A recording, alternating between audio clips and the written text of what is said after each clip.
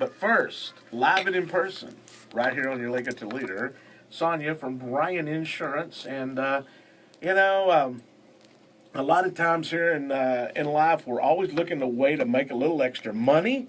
Yes, that's true. But you need to also look at what could possibly happen in case you did that. That's right. Rick, we're always taught growing up that we're supposed to share. Yes. And of course, when I think of sharing, I think of our grandson Landry and his little sharing song, but I'm going to be nice and not try to sing it this morning. I'll leave that to the professionals. Thank you. But, there are two things that are very popular that I thought we would talk about. The first one is the ride sharing, which it sounds, good that you're sharing, but it's really, a way to make some extra money by signing up through a service. I know there's Lyft, there's the other one that I can't think of right now, Uber, yeah, and where you use your personal vehicle to give people a ride somewhere that they've arranged, sort of like a taxi service, except for it's an individual, and you charge money, to do that. So that's one way people are making some extra money.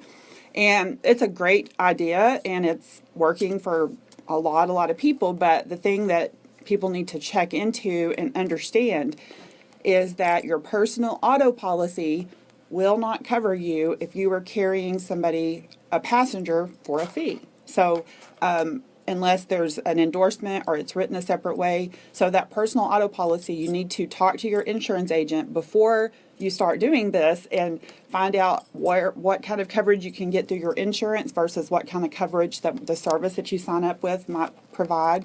But one thing that we've heard of, and it's only happened to one person that I personally know, is their child went off to college many miles away, and they started doing this without the parent knowing, and then there was an accident. So also talk to all the drivers in your household or the ones that are off at college and make sure that you know what's going on, because it's so popular that people are doing it. You got an afternoon off, sign up, give a couple people rides and get some extra money.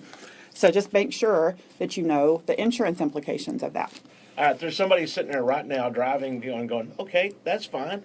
I can do this, but if I have a wreck or something and they come over there and they want to know what is it, I'm not giving this guy a ride for pay. He's my best friend. I'm just hauling him around. Well, that sounds great, and I'm not going to comment on that on the air. But yeah, I'm not going to answer that question. But if you do give your friend a lift, you're not charging any money, then there's no problem. The problem comes in where you're using your vehicle in your business, as a business, because it's designed for personal use. Your personal auto is not for business. So there's a difference between a commercial policy and a personal policy. Very big difference, yes. And again, I always say no beforehand. That way you're expecting it, everything, you already know how it's going to come out.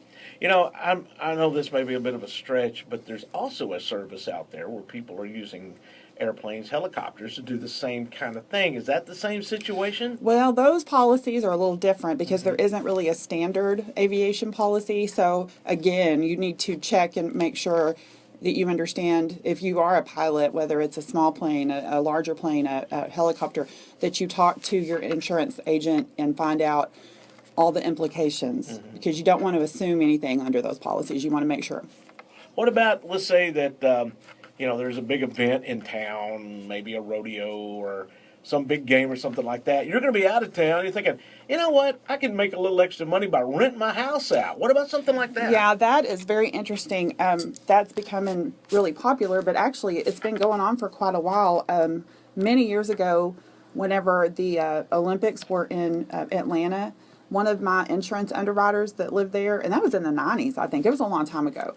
1996. There you go. I knew you'd know. So that was 20 years ago. And they moved in with his mother-in-law, rented their house out to somebody that was there for the Olympics, and received more money than their mortgage was for the whole year, just for those few weeks. So while we probably don't have that opportunity here in Graham, these programs are becoming more and more popular. I kind of think about the lake properties, or even, like you said, an event here in town.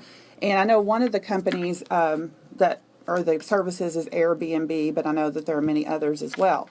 And I was just at a meeting in Austin just this last couple days ago, and because of this becoming increasingly popular, it's very gray area in your homeowners policies. Most of your homeowners policies, whether that's covered or not, there's a business exclusion, but then there's the question of, well, it's just like a rent house, but it's not. So, it's gray, but the Insurance Services Office, which is the this company that writes all those fun insurance endorsements that I like to read and puts most people to sleep, they're actually coming out in this year with some specific coverage exclusions that talk about that, because again, those homeowners policies are not written to assume a business. They're written for your personal use. So if you're going to do that, talk to your agent first, because one of the things that's different, and I haven't really researched it yet, but from what I learned at this class, the ones like Airbnb, they don't offer any liability insurance for the home.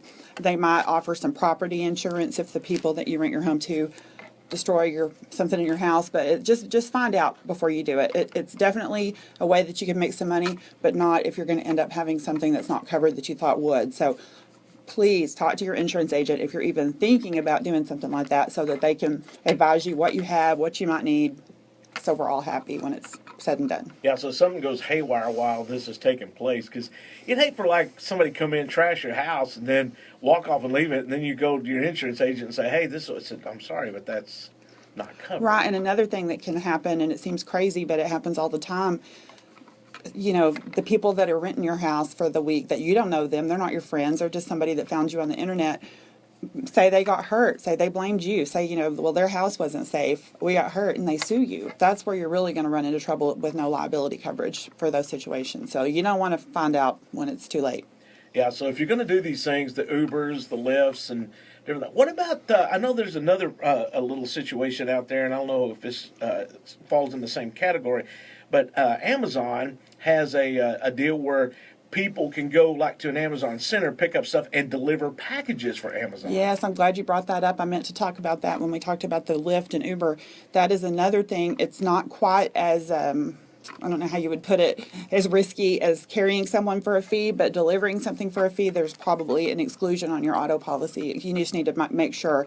The good thing is you're not going to have a passenger get hurt while you're just taking their things, but you need to find out if that service offers you any liability coverage, how your personal auto policy would provide coverage for you there too. I've been seeing some things every once in a while on Facebook and some different things here. People are offering to go to the store for people, or let me go to the pharmacy for you, or I'll go by and pick up your groceries, and that sort of thing, and bring them to you. I guess that all falls in the same category. It does. I think the thing to remember is that the personal policies, whether it's your auto, your home, your umbrella, your boat, whatever, they were written, designed for personal things. And so when that turns into a business, whether it's a courier service or say you have a small business in your home, you need to check. There are some coverages possibly for small business, incidental business exposure, but more than likely you're going to need an endorsement or a different kind of policy to make sure you have the coverage you need whenever